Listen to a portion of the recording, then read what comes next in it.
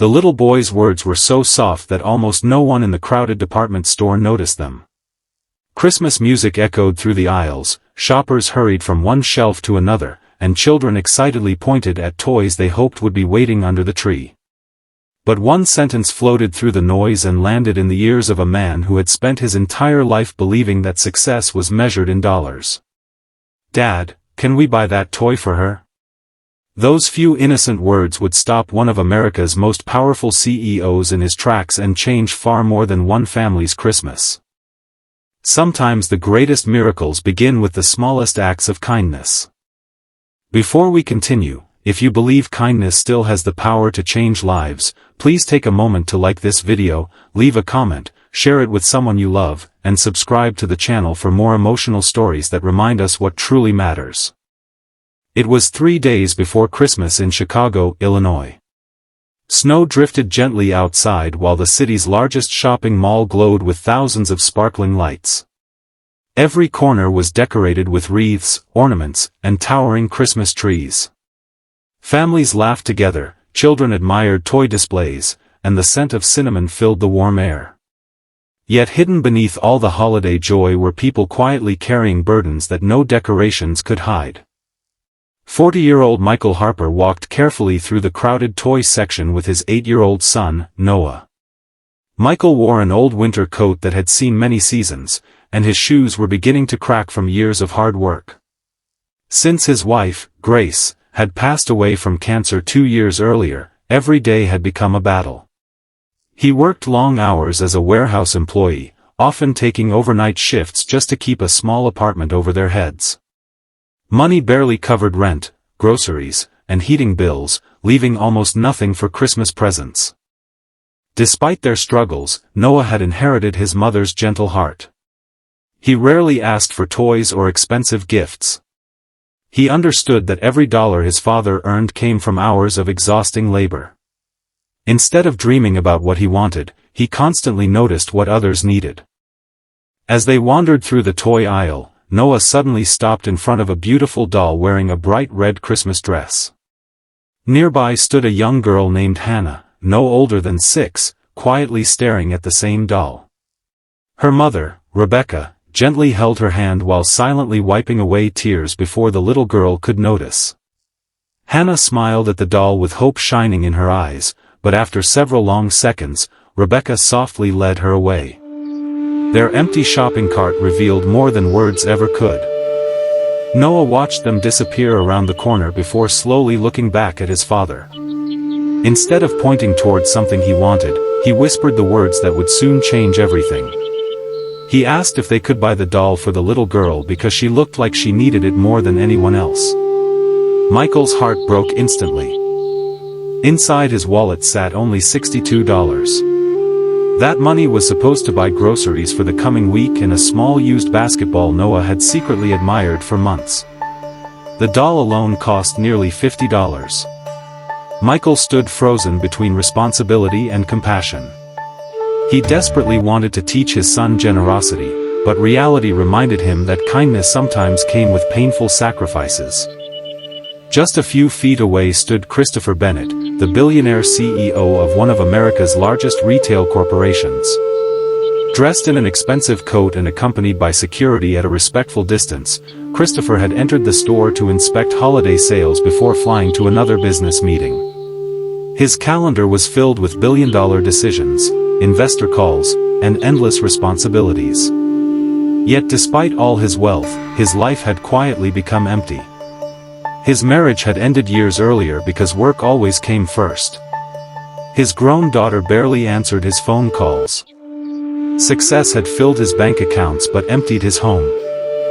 When Christopher overheard Noah's request, he instinctively paused. He expected the father to refuse. Instead, he watched Michael kneel beside his son with tears quietly forming in his eyes. Michael explained that they might not be able to afford both the doll and Noah's own Christmas gift. Before Michael could finish, Noah smiled warmly and gently said that the basketball could wait until next year because the little girl might not have another chance to receive a Christmas present. Christopher felt something inside him shift. For years he had listened to financial reports, corporate presentations, and speeches about profit margins. Yet none of those conversations had ever moved him the way one little boy's selflessness had in a crowded toy aisle. Without revealing who he was, Christopher quietly followed Michael and Noah to the checkout counter. Michael purchased the doll while silently returning the basketball to its shelf. Noah never looked back at it once. After leaving the register, they searched throughout the store until they finally found Rebecca and Hannah near the bookstore. Michael carefully handed Rebecca the wrapped doll, explaining that it came from someone who simply wanted Hannah to smile on Christmas morning. Rebecca burst into tears. She admitted she had recently lost her job and had spent weeks choosing between paying rent and buying gifts. Christmas had become another reminder of everything she could no longer provide. When Hannah unwrapped the doll, her face lit up with a joy so pure that even strangers nearby began wiping away tears. Christopher stood at a distance, unable to move. No one had recognized him. No cameras were recording. No newspapers would publish the moment. It was simply genuine kindness expecting absolutely nothing in return. For the first time in many years, Christopher questioned everything he believed about success. The next morning, he couldn't stop thinking about Michael and Noah. Instead of boarding his private jet, he ordered his assistant to locate the father who had sacrificed his son's Christmas gift for a stranger. It took only a few hours to find them through the store's security footage and purchase records. Christopher visited Michael's apartment personally. Michael opened the door, surprised to find an unfamiliar businessman standing outside. Their small apartment was clean but modest. A tiny Christmas tree stood in the corner with handmade paper ornaments Grace and Noah had created years earlier. Wrapped beneath it was only one small package containing homemade cookies Noah planned to give his father. Christopher looked around silently before introducing himself. Michael was shocked. The billionaire explained that he had witnessed everything at the store and confessed that Noah had reminded him of the kind of person he used to dream about becoming before ambition consumed his life. Christopher offered Michael a management position at one of his regional distribution centers. It came with excellent pay, health insurance, flexible hours, and opportunities for advancement. He also established a scholarship fund that would cover Noah's education through college, believing the world needed more young people with hearts like his. Michael struggled to find words. He had never asked anyone for help. He had simply tried to teach his son that compassion mattered more than possessions. Over the following months, life slowly transformed. Michael no longer worked endless overnight shifts. He attended Noah's school events, coached youth basketball on weekends, and finally had time to be the father Grace had always hoped he would become.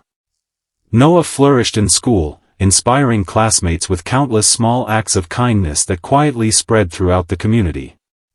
Christopher's own life changed just as dramatically. He reconnected with his daughter, Sarah, admitting that he had spent years chasing success while forgetting the people who mattered most. Their relationship slowly healed. Within his company, Christopher introduced new employee assistance programs, expanded scholarships for workers' children, and created holiday funds for struggling families. Thousands of lives were touched because one little boy had chosen generosity over his own wishes.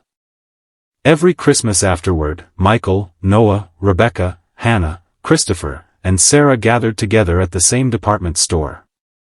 Instead of exchanging expensive gifts, they secretly purchased toys for children whose parents could not afford them.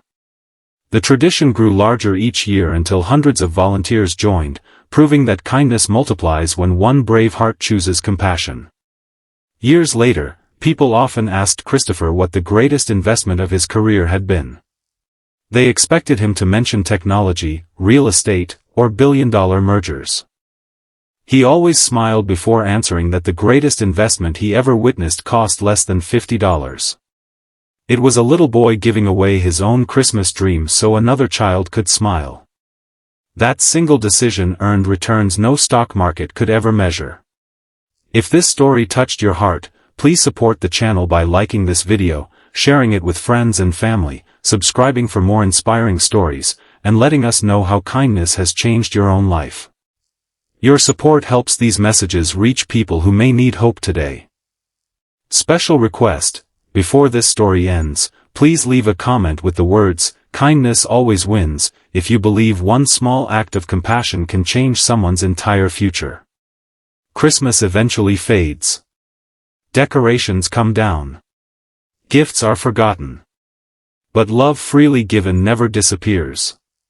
It continues moving from one heart to another, creating miracles that no amount of money can buy. And somewhere, perhaps closer than we realize, another child is waiting for someone brave enough to choose kindness over comfort, proving once again that the richest people are not those who have the most, but those who give the most when they have the least.